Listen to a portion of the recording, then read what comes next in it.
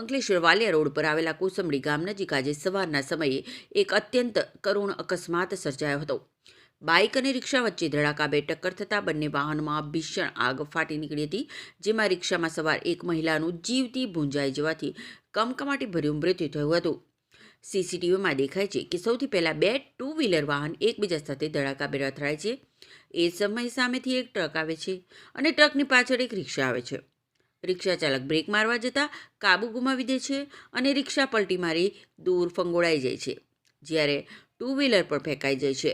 રિક્ષા સાથેની આ જોરદાર ટક્કર બાદ અચાનક ભયાનક આગ ભભૂકી ઉઠે છે।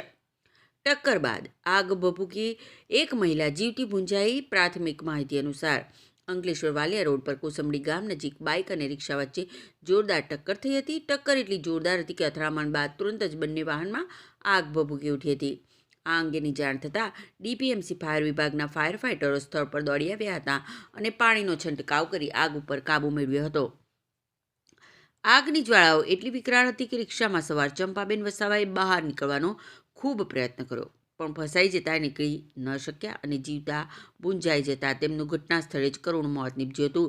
જ્યારે બબલુકુમાર, શર્મિષ્ઠાબેન વસાવા અને નીલાબેન વસાવા એમ 3 ગંભીર રીતે દાઝ્યા છે, જેઓને સારવાર માટે પ્રથમ ગડખોલ CSC અને બાદમાં ભરૂચ સિવિલ હોસ્પિટલ ખાતે ખસેડવામાં આવ્યા છે।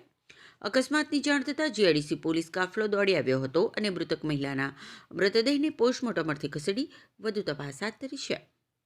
हिरण सिंह बोल रहा हूँ। मातरनी पंप पे जॉब करता हूँ। उधर से टर्न मार रही बाइक पंप की ओर, उधर से गाड़ी आई और चपेट में आ गया रिक्शा, तो एकदम आग लग गई।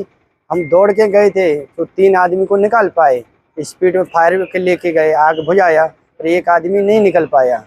हमने जबरदस्ती बहुत निकाला था तो 3 आदमी निकाल पाए जले हुए।